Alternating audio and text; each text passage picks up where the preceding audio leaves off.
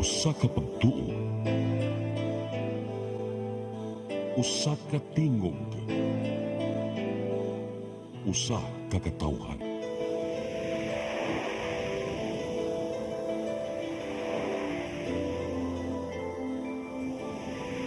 Cebu Catholic Television Network.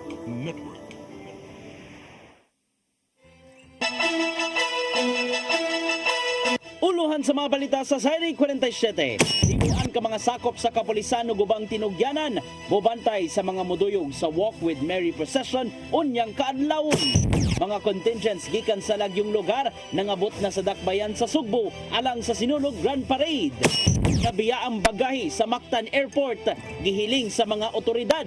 Sini na radiay ang yang sunod. 17 milyones pesos gadrugas nasakmit sa Mandawi City. Samtang kanhi pulis og laing duha, nadakpan human girumbo ang taguanan. Sugbo, Kabisayan ug Mindanao, Pilipinas ug katawhan kutos maabot sa tong Sibya sa tibuok kalibutan mayong hapon. Live kita karon sa CCTN Channel 47 ug kini ang tulumanon sa nag-unang kasayuran nga angay natong masayran. Ako si Dennis Tabar. Tulumanon sa patas ng mga balita ug opinyon. Ako si Danica Cabalias. Kini ang Sayri 47.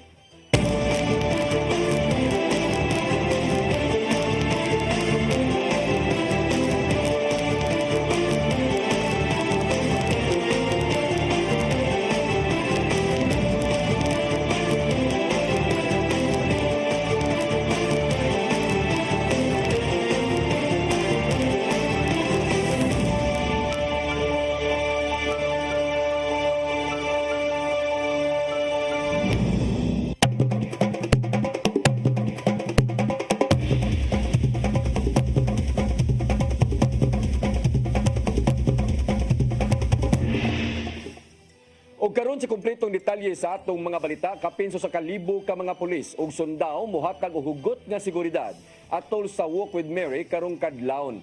Wapay labot sa maong ihap ang 22,000 ka mga tinun-an sa nagkadayang tunghaan dinhi sa dakbayan sa Sugbo nga mao'y gitahasan sa crowd control. Ang kasayuran ihatod ni Arnold Bustamante. Nangandam na ang kapulisan sa Dakbayan sa Sugbo alang sa paghatag sa hugot nga seguridad atol sa Walk with Mary nga sugdan alas 4 onyang kadlawon nga madukan sa Fenders Mene Rotonda paingon sa Basilica Minore del Santo Niño. Mato ni Police Lieutenant Colonel Maria Teresa Magatangay, Deputy City Director for Operations sa Cebu City Police Office, nga nagandam na sila og kapin sa 1,400 ka mga uniform personnel ug atusan usab ka mga sundalo ang magsilbing area security sa prosesyon. Gidugang ni Magatangay nga ilagid kini nga gipangandaman sanglit nagtuo sila nga murag sa ang daghan nga mga debotong Katoliko nga mosalmot sa Walk with Mary. Nga tungod ani dunay 22,000 ka mga tinun-an gikan sa lain-laing tunghaan nga mo'y magsilbing crowd control aron walay makaduol sa mga karosa nga iprosesyon paingon sa Basilica. We will be fielding more than 1,400 PNP personnel for the entire event. And this speaks of the PNP alone. We will also be complemented by the Philippine Army through the Joint Task Group Cebu. And a total of more or less 22,000 students coming from various schools here in Cebu City. So, ingana kadaghan ang what we call this one, musalmot sa pag-ensure sa safety ani nga mao nga religious procession nga ipaydayon. Gibutya Ginoo ni Makatangay nga wala sila makadawat og hulga sa seguridad apan gisakad gihapon nila ang ilang alert status aron masiguro nga luwas og hapsay ang mao nga relihiyosong kalihukan. Duha ka oras sa relay pa magsugod ang prosesyon, nakalatag na ang tanan nga mga pulis sa kadalanan. Lagit na ang ruta sa traslasyon paingon sa dakbayan sa Mandawi. Samtang aduna sab sila mga nakamonitor nga mga nakasibilyan nga mga pulis personnel sa palibot.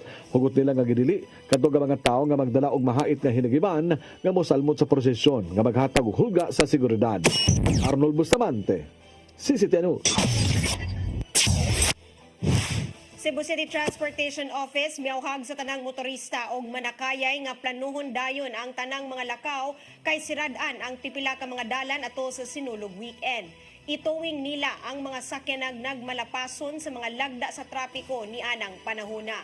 Ang kasayuran hatod ni Mary Rose Sagarino. Giawhag sa Cebu City Transportation Office ang publiko nga planuhon dayon ang tanang mga lakaw tungod sa ipatumang road closure sa ato sa sinulog sa weekend. O sa ilang gibantayan mao ang palibot sa Cebu City Sports Complex ug Basilica Minore del Santo Niño diin kinahanglang maagian pirmi sa tanang mga deboto ug mga mananaw sa parada. Suma pa ni CCTO Deputy Chief Kent Francis Junggoy nga sirado ang daan gikan sa Fuente Osmeña Circle karong Domingo sa kadlawon aron ipahiluna ang props gikan sa 45 ka mga contingents. Samtang ipatuman ang total road closure ubos sa sinulog carousel route entero adlaw sa Domingo.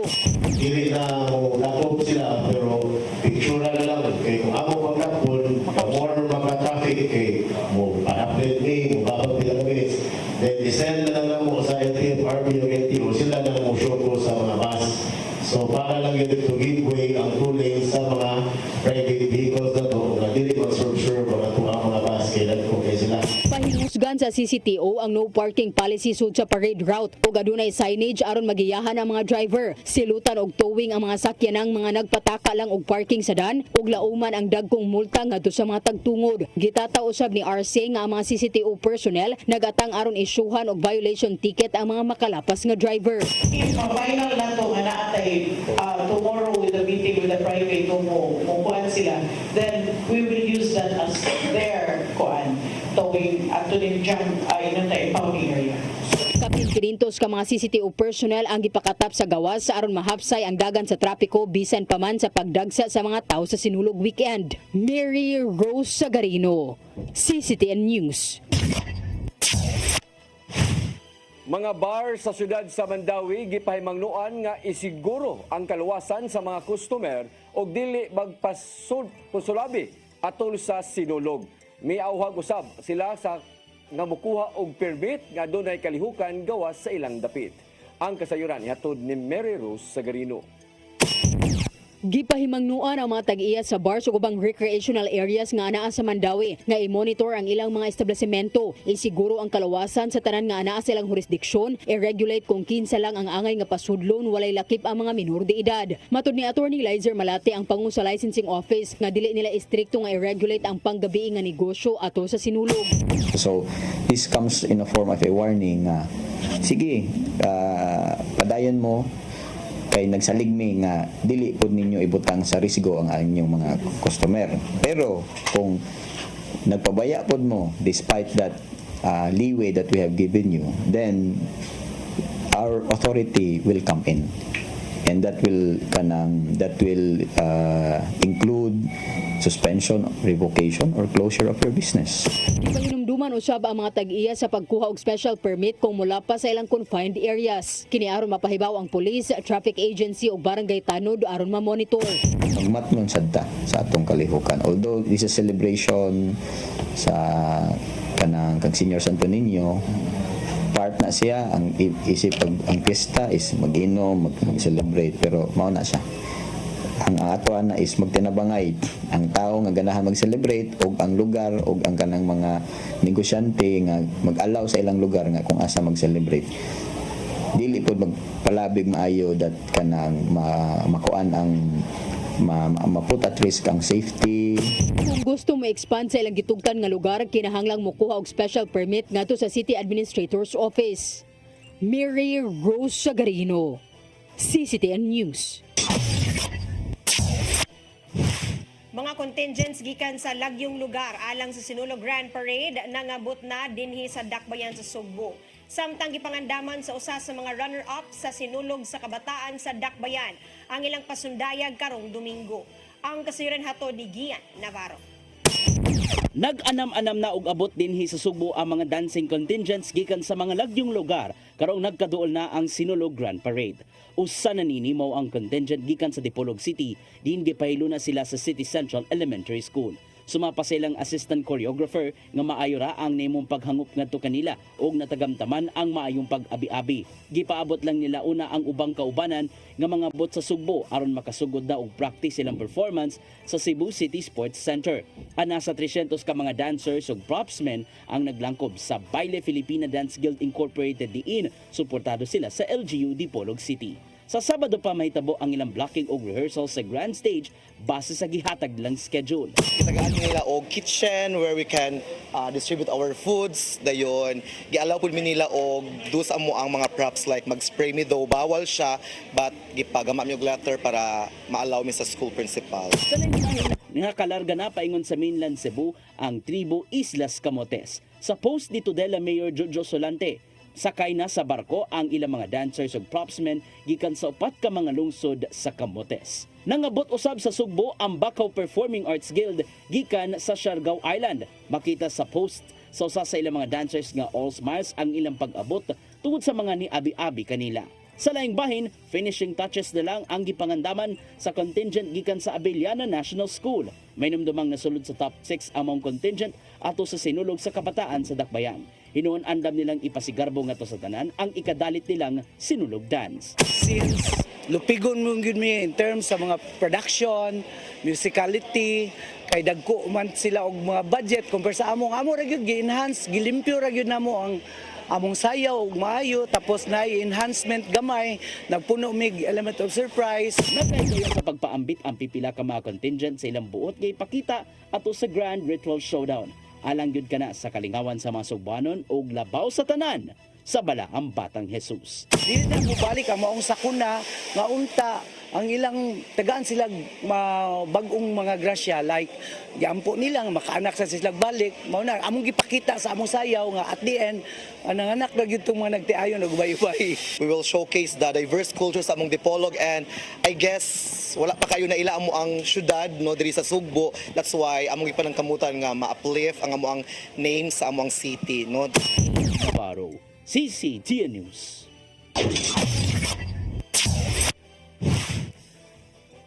Mga balikbayan o turista gikan sa Asya nakasidati og mainitong pagdawat sa ilang pag-abot sa Mactan Cebu International Airport tungod sa Balik Cebu program.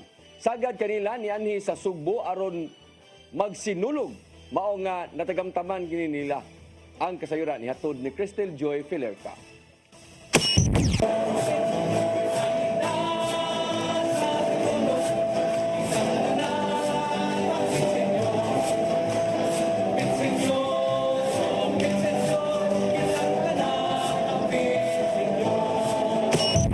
Is nga pahiyom ang makita sa mga dagway sa mga balikbayan ug mga turista sa ilang pag-abot kaganihang buntag sa Mactan Cebu International Airport Terminal 2 tungod kay nisugat na dayon kanila ang mga kanta nga sagad madunggan sa sinulog.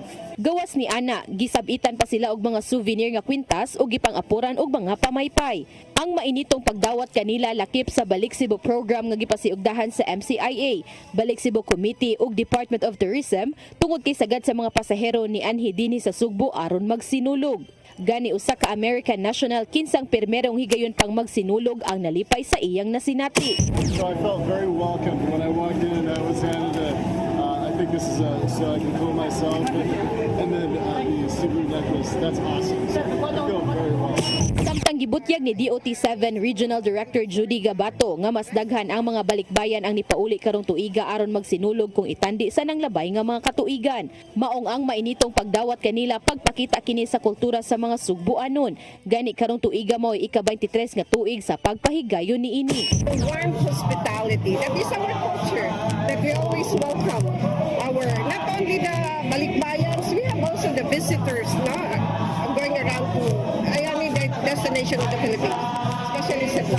Usa sa mga balikbayan gikan sa California ang nipauli aron magsinulog mao ang 50 anyos nga si Raymond Deligero kinsang 24 katuig na sukad sa iyang uwahing pagselebrar sa sinulog. Matud niyang usa siya ka deboto ni Senyor Santo Niño tungod kay usa ka milagro ang iyang nadawat gikan sa balang bata. Kini ang nahimo siyang cancer survivor.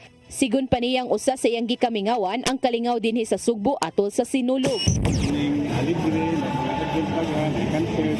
Libuan ka mga pasahero sa 5 ka flights gikan sa Hong Kong, Taiwan ug Korea ang nakatagamtam na og sinulog feels diha pa lang sa ilang pag-abot sa airport kaganihang buntag.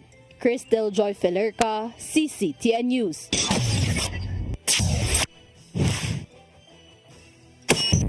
Mosunod, nabiya ang bagahe sa Mactan Cebu International Airport gihiling sa mga otoridad.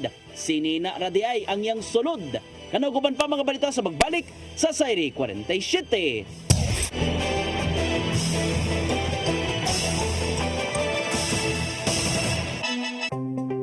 Discover the beauty of the Philippines.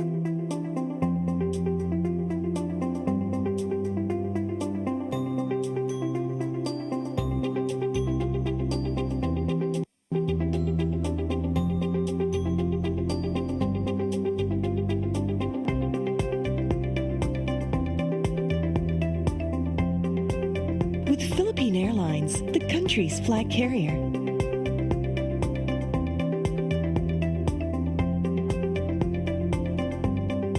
The airline that lets you feel the warmth of the nation.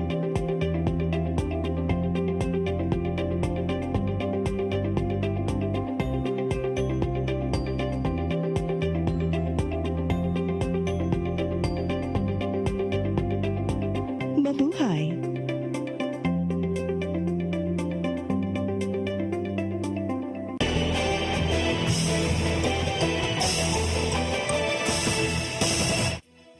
Balik sa atong mga balita, nabiyaang bagahe sud sa Terminal 1 sa Mactan Cebu International Airport girespondihan sa mga otoridad kaganinang buntag. Apan ang ilang pagsusi sa mga sinina radiay ang sud niini. Ang kasayuran ihatod ni Cristel Joy Filerca. Pasado alas 7 kaganihang buntag, usa ka nabiyaan nga luggage sa domestic arrival area sa Mactan Cebu International Airport ang girespondihan sa Airport Police o PNP Airport Aviation Security Unit. Matud ni Mary Andy Mabayaw, ang MCIAA Public Affairs Division Manager, nga isip standard safety protocol gikordon ang dapit kung asa nahimutang ang maong luggage. Daling gisusi sa mga otoridad ang sulod sa maong luggage ug nasuta nga mga sinina ra ang sulod niini. Check na dayon sa ato ang mga taga-airport police officers ang giano ta sa ato kanang mga sniffing dogs nato ug sa dali na kayo in 10 minutes na resolve na dayon nila ang ato ang nakit-an dito nga naay unattended luggage. Dugang paniyang paspas ang paghatag og aksyon sa mga otoridad human makita ang maong unattended luggage tungod kinaka-heightened alert status ang MCIA tungod sa ilang oplan sinulog 2025. Human makumpirmar nga walay sulod ang maong bagahe nga makahulga sa seguridad sa mga pasahero ug sa tibuok airport, gibutang na kini sa lost and found section ug hangtod kaganihang udto wala pay pasahero nga nikuha niini. Samtang kagahapong adlaw gi-activate na sa MCIA ang Assistance Help Desk nga makita sa arrival ug departure area sa Terminals 1 ug 2 ug makita pa kini hangtod sa Enero 22. Cristel Joy Filerca, CCTN News. Mga nagpuyo sa Canlaon City, Negros Oriental, wala una gipasulod sa 6-kilometer extended danger zone tungod sa gibantayang Canlaon Volcano. Walay puas ang pagpakig-alayon sa Office of Civil Defense 7 ngadto sa ubang ahensya aron masiguro ang kaluwasan. Ang kasayuran ni hatod ni Gian Navarro. Gitaho sa Office of Civil Defense 7 nga hugot ng gibantayan ang 6-kilometer extended danger zone sa palibot sa Canlaon Volcano sa Negros Oriental. Sa kasamtangan, wa una pasudli sa mga residente sa Canlaon City ang maong dapit. Sugad pa sa ng labing mga adlaw, nagpadayon ang pagbugwak og mga volcanic gas gikan sa maong bulkan. Sumapa ni Engineer Vernil Balaba nga adunay mga panahong nakahigayon sa pagduaw ang mga residente kaniadto sulod sa danger zone alang sa ilang panginabuhian. Apan karon, mas gisiguro na ang kaluwasan sa tanan tungod sa dili matag ng kahimtang sa bulkang Canlaon. Nag-issue og memorandum ang Task Force Commander, the OCD Region 6 Director, nga gibawal sa nato kay unya og tuwa sila sa sulod sa 6. Niya mubuto siya, niya mo taas ang alert level, medyo dugay siya nato mapaibaw o makuha. Walay puwas ang pagtinabangay sa OCD-7 uban sa managlaing ahensya sa gobyerno. Kini aron makapadayon usab sa pag-abag ngadto sa mga apektadong residente, ilabi na ang paghatag og pagkaon ug ubang panginahanglanon. Ang nagtukaw dito, ang kaning nasa kong gilid, o katong wala diri nga mga ahensya, labi na ang Social Welfare and Development. O ang tanang ahensya under sa Canlaon City Government. O i-monitor kini sa Task Force Canlaon. Tapos ipaambit sa Department of Health 7 nga walay puas ang ilang pagpakigalayon sa Negros Island Region Office. Alang kini sa technical assistance nga ilang gihatag ngadto sa mga sakop, ingon man pag-abag sa panginahanglanong medikal ngadto sa mga residente. We are also still with them in terms of giving them technical assistance and then augmentation of our personnel. When in fact, last December, before the year ended, nag-deploy and nag-mobilize taog teams just to check on the situation there. Navarro, CCTN News. Gisusi na sa Piso Lapu-Lapu City ang buhatan sa Manpower Agency nga gireklamo sa 30 ka mga aircraft cleaners niadtong Enero 9. May nunduman nga nidangop ang maong mga trabahante kay kanunay kini nga malangay ang sweldo, wa pay 13-month pay o uban pang mga benepisyo. Matod ni Piso Manager Kim Francisco nga atol sa ilang pagsusi sa opisina sa maong agency, way taw idungdan nga wa sila nahinabi sa mga kadagkuan. Samtang ang mga mireklamo nga mga trabahante ni duol na usab sa Department of Labor and Employment kun duli. Nasayra ni Francisco nga ang duli og ang maong kompanya mopahigayon na og meeting karong Enero 21.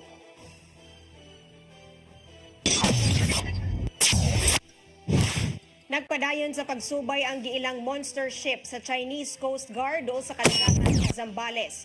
Taliwa kini sa hangyo sa Philippine Coast Guard nga pahawaon ang barkong CCG Vessel 5901 tungod sa illegal niyang deployment.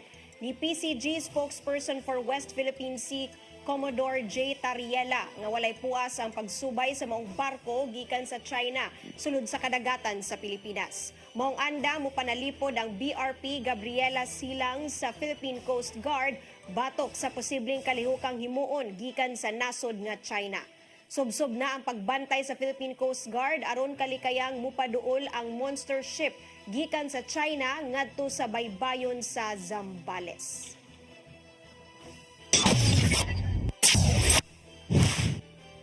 Philippine Health Insurance Corporation kun PhilHealth posibleng makabaton og hangtod 755 billion pesos nga pundo karong tuiga.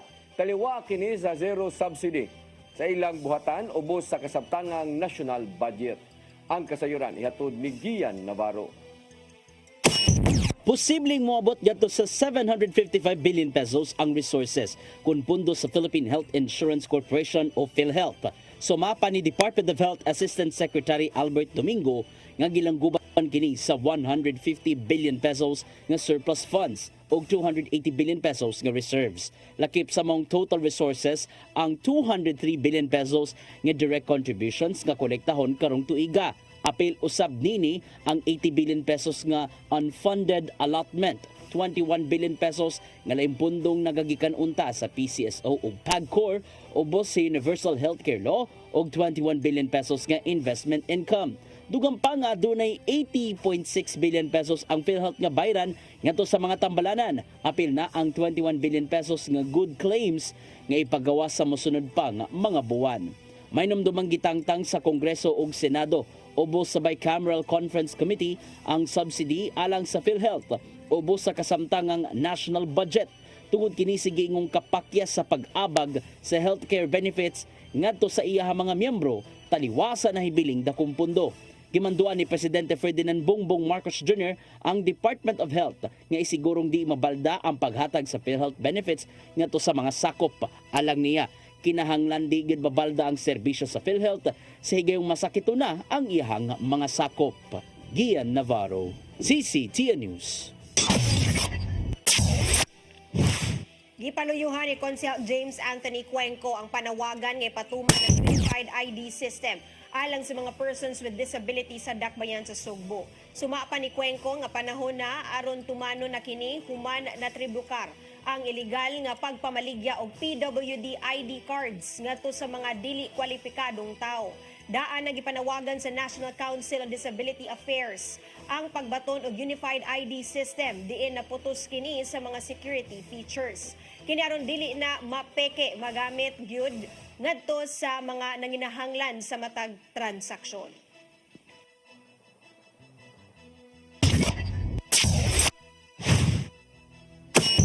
Mosunod 17 milyones pesos gadrugas nasakbit sa Mandawi City. Samtang kanhi pulis ug laing duha nadakpan human girumbo ang taguanan. Kanaw guban pa mga balita sa magbalik sa Sayri 47.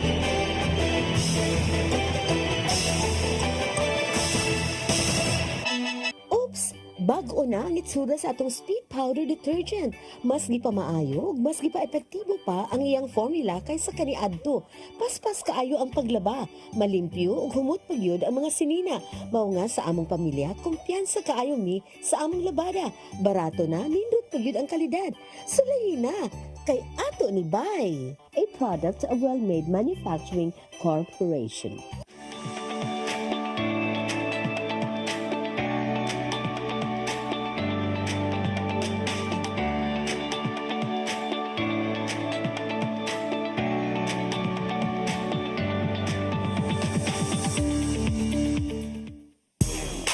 Chicharon ang sumsuman, snack o pangsudan, Chilen ang anging banatan. Chilen Chicharon available at SM Supermarkets and Hypermart Metro Manila. Also at Guadalupe Corner, Enveles and V. Rama Street and at 078 M. Pacanya Street, Tisa, Cebu City.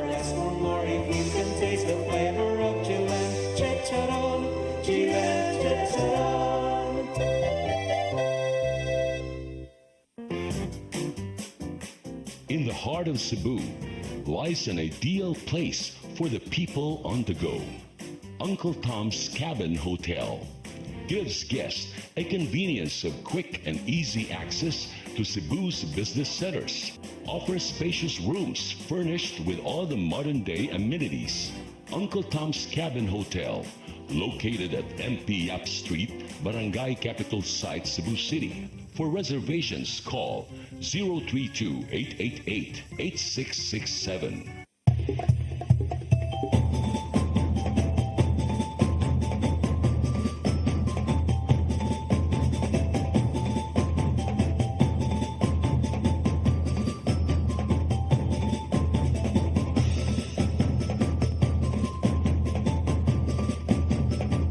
May the dance of the Sinulog Festival encourages us to celebrate life with enthusiasm and grace. Viva Pete Senior!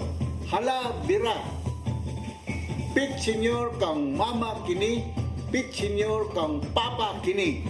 Viva Pete Senior!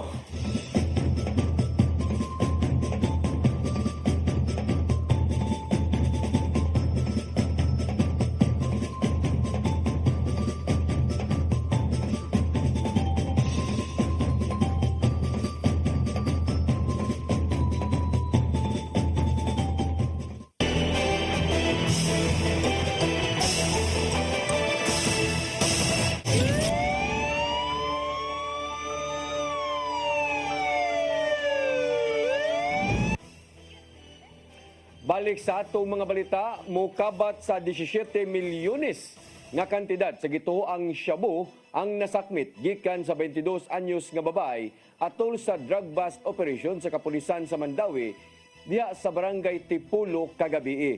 Samtang laing usa-usab ang nasikop sa kapulisan tungod sa kalapasan sa Kumilik, Ganban. Ang kasayuran ihatod ni Mary Rose Sagarino.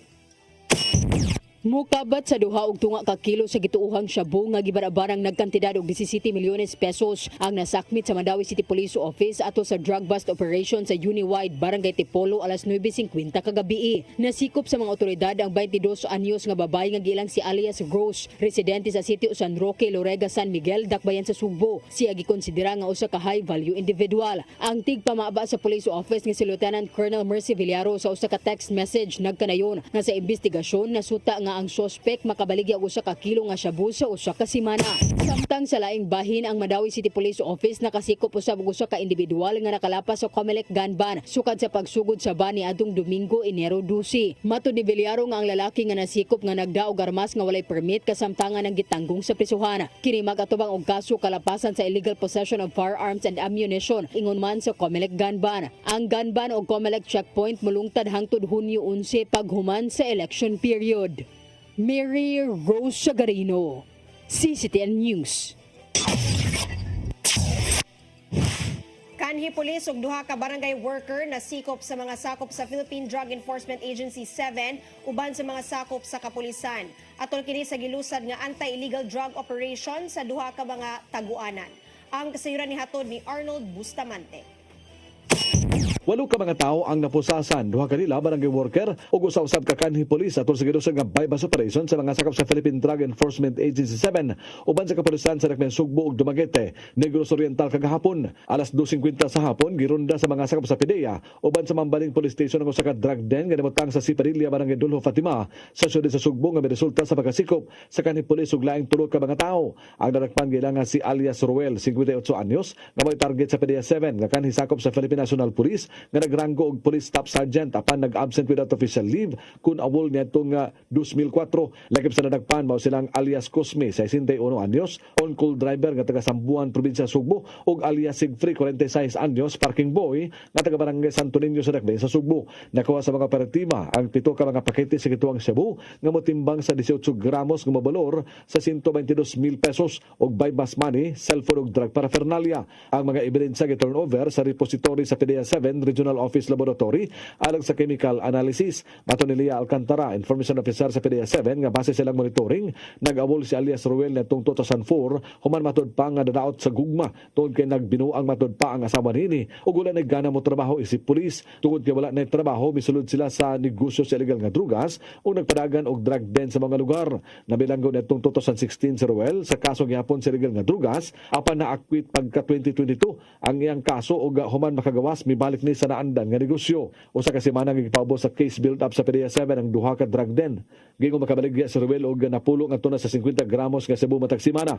Samtang alas 11:02 sa susamang adlaw gilusad sa hiniusang puwersa sa PDEA Negros Oriental Provincial Office ug PNP Regional Intelligence Unit 7, PNP Drug Enforcement Group ug Dumaguete Drug Enforcement Unit sa Porok Israel, Barangay Daro, Dakbayan sa Dumaguete, Negros Oriental ang usa ka drug den nga resulta sa pagkasikop sa 5 ka mga tao. Ang mga nadakpan gilang silang alias Dante, 50 anyos, construction painter nga may target sa operation nga nagpadagan sa drug den. Lakip sa nasikop ang upat nga naatlan sa sulod sa drug den nga silang alias Rinel, 53 anyos, Barangay Hall Messenger, alias Wilmar, 39 anyos ug alias Carmelito, 45 anyos, Pulos pedicab driver. Nasakbit sa mga operatiba ang 8 ka mga pakete sa gituang Cebu nga motimbang sa 6 gramos nga dunay estimated average market value nga 40,000 pesos. Lakip na ang bypass money o mga drug paraphernalia. Usa ka semana nga gipaubos sa case build up sa PDEA 7 ang duha ka mga drug den human madawat ang impormasyon gikan sa concerned citizen. Kalapasan Section 5, 6, 7, 11 ug 12 Article 2 Republic Act 9165 ang ipasaka nga kaso sa mga sospitsado.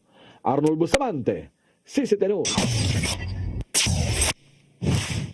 Mao kadtong naglangkob sa atong mga balita sa Sayre 47. Ako si Dennis Tabar. Ako si Danica Caballes, sangtod ugma sa inyong paboritong tulumanon. Sayre 47.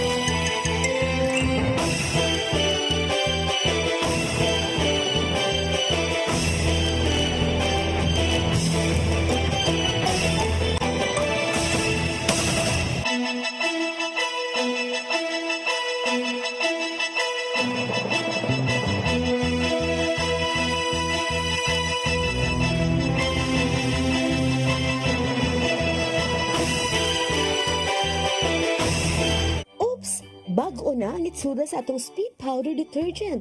Mas gi pa maayo ug mas gi pa epektibo pa ang iyang formula kaysa kani